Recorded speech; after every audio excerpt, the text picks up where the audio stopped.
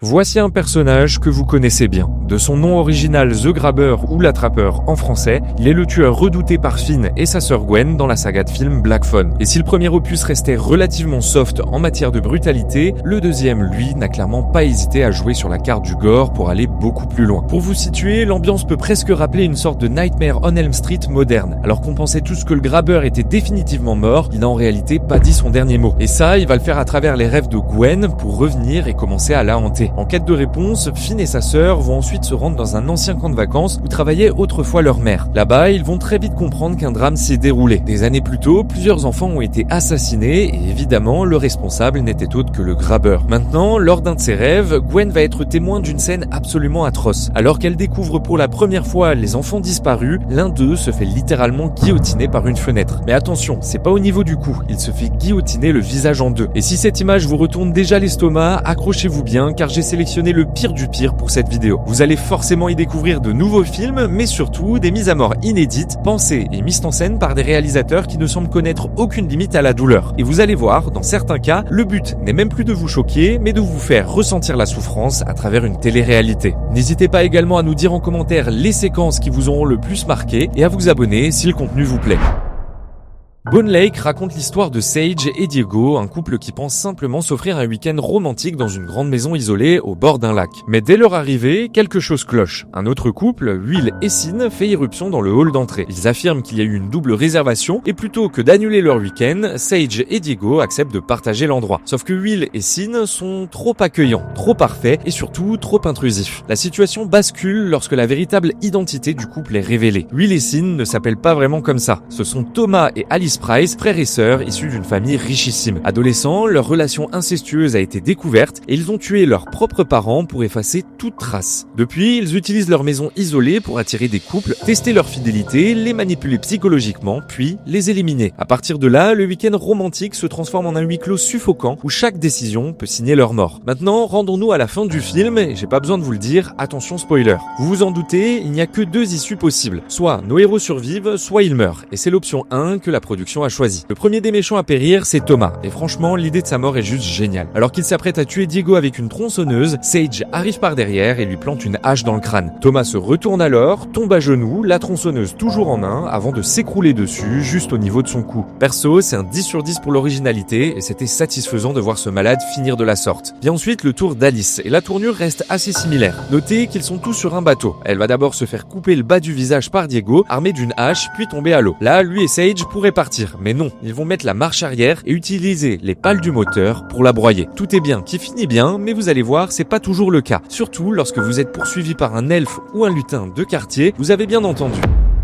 Bon, on va maintenant parler d'un vrai navet que je ne vous conseille pas d'aller regarder, mais il y a quand même deux scènes à ne pas négliger et vous allez comprendre pourquoi. Elf in the Wood ou Un elfe au quartier en français est un long métrage qui ressemble à la fois à un téléfilm et un projet étudiant. L'histoire se déroule à Noël et suit un couple en galère, Malik et Jada, qui accumulent des dettes et doit de l'argent à un trafiquant dangereux nommé Silk. Malik va finir par tomber sur une petite poupée étrange, un lutin à l'apparence innocente mais au visage figé qui met immédiatement mal à l'aise. Le truc, c'est que ce lutin n'est pas un jouet, c'est une entité malveillante enfermée dans ce corps minuscule. Et une fois réveillée, elle ne s'arrête plus. Très vite, le couple réalise que le lutin, ou l'elfe comme vous voulez, se déplace, observe et commence à tuer tous ceux qu'il croise sur son chemin. Leur quartier devient en quelque sorte un terrain de chasse. Maintenant, même si le film est pas bon, faut dire les termes, deux scènes se démarquent des autres. Dans la première, une jeune femme se retrouve face à un miroir. Délicatement, elle va alors se retirer la peau du visage. Malgré son petit budget, le film mise sur des effets pratiques, ce qui rend la scène particulièrement dérangeante. Dans la seconde, l'elfe ou le lutin, c'est toujours à vous de voir, va jeter de l'acide sur un homme. Petit à petit, on peut donc voir son corps se désintégrer dans une sorte de bouillie immonde, et là où je trouve ça intéressant, c'est que c'est très proche de ce à quoi ressemblaient les effets pratiques de Brain Dead, sauf qu'on est quand même sur un film de 2024, et Brain Dead, pour rappel, c'est 1993. Jusqu'à présent, on a uniquement parlé de mort, mais dans certains cas, il n'y a pas forcément besoin d'en finir pour que la scène soit insoutenable. The Long Walk, ou Marche ou crève en français, est un film sorti en 2025, directement adapté du roman de Stephen King. Et au passage, pour clore le débat à ce sujet, voilà comment son prénom se prononce dans son pays d'origine. Stephen King. I remember reading the Stephen King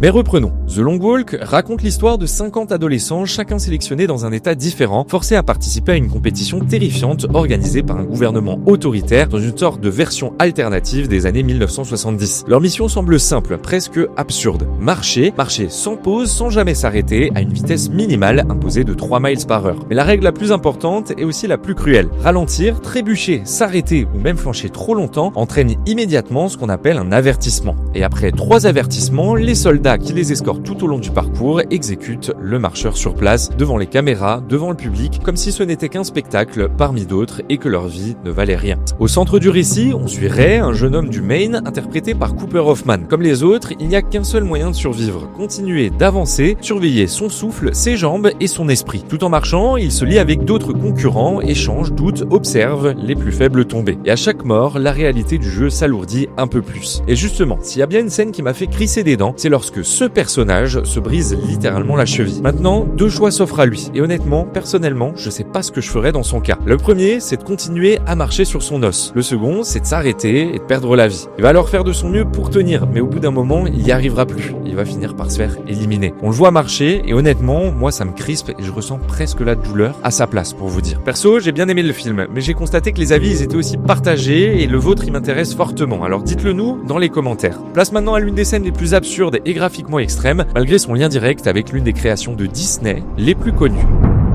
Winnie the Pooh, Blood and Honey. C'est un peu comme si le pire cauchemar de Disney était en train de se réaliser. Pour ceux qui ne le savaient pas, il existe en effet une limite précise concernant les droits d'auteur. Passé un certain nombre d'années, certains personnages entrent dans ce qu'on appelle le domaine public. Pour faire simple, n'importe qui peut réutiliser ces personnages, les réinventer, les détourner et en faire absolument tout ce qu'il veut. Plus de censure, plus de cadre, rien, plus de validation à demander. Et forcément, les studios d'horreur s'en donnent à cœur joie. Dans Winnie the Pooh, Blood and Honey, on suit un Christopher Robin qui décide de retourner dans la forêt des rêves bleus pour revoir Winnie et ses amis d'enfance. Sauf que tout ne s'est pas du tout passé comme dans le conte. Après avoir été abandonnés pendant des années, Winnie et les autres ont dû survivre par leurs propres moyens, en d'autres termes, en mangeant les plus faibles. Affamés, isolés, livrés à eux-mêmes, ils ont fini par se transformer en créatures sauvages, violentes et totalement incontrôlables. Puis vient la scène qui détruit sans limite l'image que l'on peut avoir de Winnie. Une jeune femme va se faire capturer avant d'être placée devant une voiture. Et Porcinet, il est aussi là, pour vous situer. On pense d'abord qu'elle va se faire rouler dessus, mais ce que personne n'aurait imaginé, c'est la lenteur et la précision, un peu comme dans le film Zombie si vous avez regardé mes autres vidéos, avec laquelle cette scène sera tournée. Et c'est fait exprès, c'est vraiment pour lui donner beaucoup plus d'impact. On voit littéralement tout jusqu'aux yeux qui sortent de ses orbites. Winnie n'a vraiment plus aucune limite. Et d'ailleurs, en parlant de limite, un autre personnage de Disney n'en a pas non plus, Mickey Mouse, parce que lui aussi, il est désormais dans le domaine public. Et pour le coup, il existe de nombreux films d'horreur à son sujet, le plus récent étant Screamboat. Alors on va rapidement en parler, et c'est pas pour rien, c'est puisqu'il y a un acteur que vous connaissez bien, c'est celui qui joue Art le clown dans Terrifier, j'ai nommé David Howard Thornton.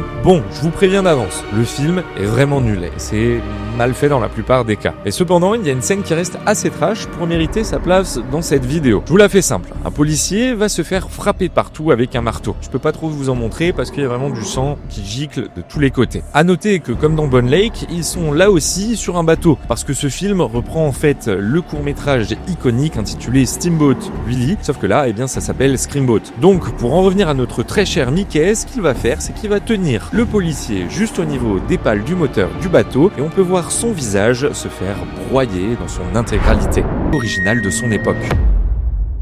Voici Jason X, un slasher des années 2000 qui respecte littéralement tous les codes de cette époque. L'histoire raconte comment Jason Voorhees, après avoir été capturé, est placé dans un centre de recherche militaire ultra sécurisé afin d'être étudié, puis cryogénisé pour enfin mettre fin à des décennies de massacres. Sauf qu'évidemment, rien ne se passe comme prévu. Une tentative de transfert tourne mal, Jason se réveille, massacre plusieurs membres du personnel, et dans le chaos, il se retrouve cryogénisé en même temps que la scientifique qui tentait de l'enfermer définitivement. Des siècles plus tard, une équipe d'étudiants explorant la Terre devenue inhabitable retrouve la base abandonnée et découvre les 2 corps gelés. Ils les ramènent à bord de leur vaisseau spatial, convaincus d'avoir fait une trouvaille scientifique majeure. Mais Jason dégèle, et dès qu'il reprend connaissance, il fait ce qu'il fait de mieux, traquer méthodiquement chaque membre de l'équipage dans les couloirs du vaisseau, transformant cette mission archéologique en une véritable boucherie intergalactique. La scène qui nous intéresse concerne l'un des moments les plus connus du film. Jason va attraper une scientifique qui l'examine, la maintenir fermement par l'arrière du crâne et plonger sa tête entière dans dans un bassin d'azote liquide. En quelques secondes, son visage gèle complètement, dur comme du verre, figé dans une expression de terreur. Mais ça s'arrête pas là. Sans aucune hésitation, Jason retire ensuite sa tête du liquide et la fracasse violemment contre le comptoir en métal. Le crâne éclate instantanément comme un bloc de glace, laissant le corps s'effondrer au sol. C'est brutal, c'est surtout absurde, mais c'est l'une des morts les plus emblématiques de toute la saga. Cependant, certains réalisateurs vont encore plus loin et servent à se demander où est-ce qu'ils trouvent toutes ces idées tordues. Spiral from the Book of Saw, ou Spirale, l'héritage de Saw en français, c'est typiquement le genre de film qui divise. Certains l'adorent pour sa tentative de moderniser la saga, et d'autres lui reprochent de s'éloigner du style original. Mais quoi qu'on en pense, il reste une pièce importante de l'univers de Saw, parce que ce n'est pas une suite directe, mais quand même un spin-off, un chapitre parallèle qui explore l'héritage laissé par Jigsaw. L'intrigue suit l'inspecteur Banks, un flic qui tente de se faire respecter dans un département rongé par la corruption. Lorsqu'une série de meurtres particulièrement violents réapparaît en ville, accompagnée de messages critiques, tout laisse penser qu'un copycat de Jigsaw est à l'œuvre. Mais ce tueur-là, il cible spécifiquement des policiers, tous liés à des affaires sombres, de bavures étouffées ou des mensonges enterrés sous des dossiers officiels. Bon, en soi, c'est quand même un peu comme Jigsaw. Venons-en maintenant à la scène du métro. C'est l'ouverture du film et elle donne immédiatement le ton. On y voit le détective Boswick qui, alors qu'il poursuivait un voleur dans une fête foraine, est attiré dans un tunnel du métro avant d'être assommé et capturé. Quand il reprend conscience, il est suspendu dans les airs au-dessus des rails, la langue coincée dans un appareil métallique qui l'empêche de bouger. Devant lui, un écran s'allume avec la fameuse règle du jeu. Pour survivre, il n'a pas le choix. Il doit se laisser tomber. Sauf que la chute va lui arracher la langue, mais ça lui permettra au moins d'échapper au piège et de rester en vie. Puisque s'il ne saute pas, un train finira par arriver et le percutera de plein fouet. Pris de panique, il hésite, tire sur les chaînes, tente de se libérer, mais il perd trop de temps.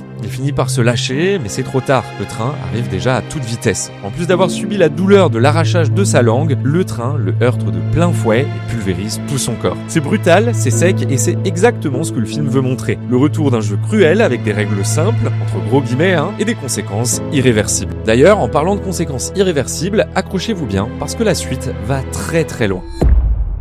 Mirrors 2, oui, vous avez bien entendu, est la suite du premier film à succès réalisé par Alexandre Aja. Cependant, cette version elle est beaucoup moins connue. Le film a été distribué directement en DVD et Blu-ray, sans promotion massive, sans campagne marketing et surtout sans le casting ni l'équipe du premier opus, ce qui l'a condamné à un petit peu rester dans l'ombre. Et pourtant, l'histoire elle est pas dénuée d'intérêt. On y suit Max, un jeune homme traumatisé par un accident de voiture dans lequel il a provoqué la mort de sa fiancée. Il accepte un petit boulot de nuit dans un supermarché pour essayer de reprendre une vie normale. Mais très vite, des phénomènes étranges commencent à apparaître dans les miroirs du magasin. Maintenant que vous avez l'intrigue, passons à la scène qui a retenu l'attention de nombreux spectateurs et comme pour le premier film, ça se déroule dans une salle de bain. Alors que Jenna rentre chez elle, elle prend une douche pour se détendre. Sauf que, en se rasant les jambes, elle va se couper. Elle va alors sortir rapidement de la douche et se retrouver face à son miroir. Sauf que quand elle se redresse, quelque chose d'étrange semble se passer. Pour faire simple, elle va se faire effrayer par son reflet. Paniquée, elle va reculer, glisser et tomber violemment contre la paroi en verre qui se fissure sous l'impact. Encore sonnée, elle tente de se relever, mais l'un des grands panneau de verre cassé se détache lentement au-dessus d'elle et s'abat droit sur son cou. Le choc est instantané, le verre agit en fait comme une véritable guillotine, sectionnant sa tête d'un coup net. Niveau originalité, je pense qu'on est tous d'accord pour dire que l'idée est bonne. Mais parfois, les moments les plus simples restent les plus brutaux. Enfin simple, c'est un grand mot, vous allez voir.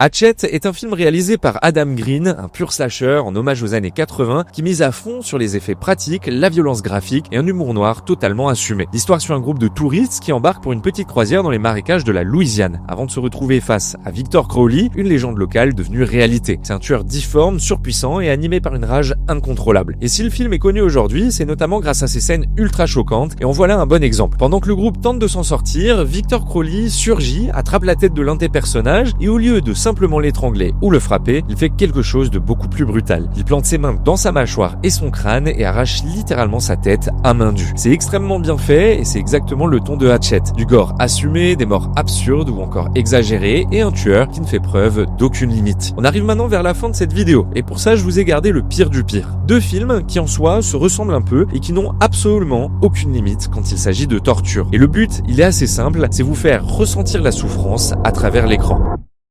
Le premier s'intitule Inbred. Il raconte l'histoire d'un groupe de jeunes délinquants et de leurs éducateurs qui partent en excursion dans une petite ville reculée d'Angleterre pour un week-end de réinsertion. Mais dès leur arrivée, ils comprennent que quelque chose cloche. Le village est presque vide, silencieux, figé dans une ambiance étrange. Et les rares habitants qu'ils croisent ont un comportement inquiétant, presque caricatural, comme s'ils cherchaient à cacher quelque chose. Très vite, le groupe découvre la vérité. Les habitants du coin pratiquent depuis des générations l'inceste, ce qui a donné naissance à une communauté dégénérée, violente et totalement isolée du reste du monde. Pour eux, les étrangers ne sont pas des visiteurs, mais du divertissement. Si vous aimez le gore absurde, ce film est fait pour vous. Et pour vous donner une idée de ce à quoi vous attendre, voici 2 scènes complètement folles. Dans la première, un homme est en quelque sorte torturé à l'aide d'un cheval. Il ne peut pas bouger et est allongé sur le sol. Le cavalier va alors faire en sorte que le cheval le piétine, allant jusqu'à lui écraser complètement sa tête. Dans la seconde, un autre homme est attaché sur une chaise, une perruque blonde sur la tête. Cette fois, les habitants du village ne veulent pas juste le tuer, ils veulent en faire un véritable spectacle. La victime est au centre de la scène, totalement immobilisée,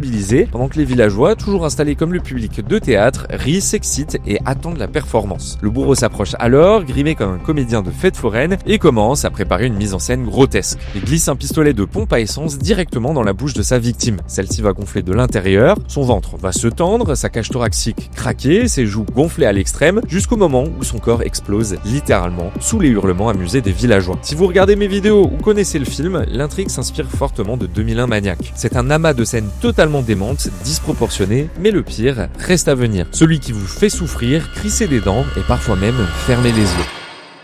Your Host raconte l'histoire de 4 amis qui se retrouvent dans un chalet isolé pour fêter un anniversaire. Tout commence comme une soirée normale, jusqu'au moment où ils découvrent une mystérieuse caméra VHS posée devant la maison, comme si quelqu'un les filmait sans qu'ils ne s'en aperçoivent. Sauf que la nuit suivante, tout bascule. Les 4 amis sont enlevés, puis se réveillent attachés dans une sorte de bâtiment abandonné, transformé en un plateau de jeux télévisés complètement délirant. Au centre de la pièce, un animateur masqué, surnommé Barry, qui se comporte comme un présentateur de télé-réalité, sauf que son show à lui repose sur la torture, l'humiliation et la souffrance. À partir de là, ils sont forcés de participer à une série d'épreuves atroces. Au début, c'est encore assez gentil. Un homme se fait couper le doigt et une femme se fait tailler le coin de la bouche à l'aide d'une lame tranchante. Mais perso, ce qui m'a le plus crispé, c'est ce jeu lors duquel une personne doit regarder différentes photos dans cet appareil, un vieux Viewmaster, vous savez, elle clique et ça change l'image. Le but, deviner le nom de chaque ville grâce donc à l'image. Sauf qu'à chaque fois qu'elle actionne l'appareil pour passer à la photo suivante, une aiguille se rapproche de son œil. Et ça, elle ne sait absolument pas. Elle a 3 essais et elle en ratera un seul, mais finalement aura le droit à une dernière chance, un peu comme si c'était fait exprès. Le problème,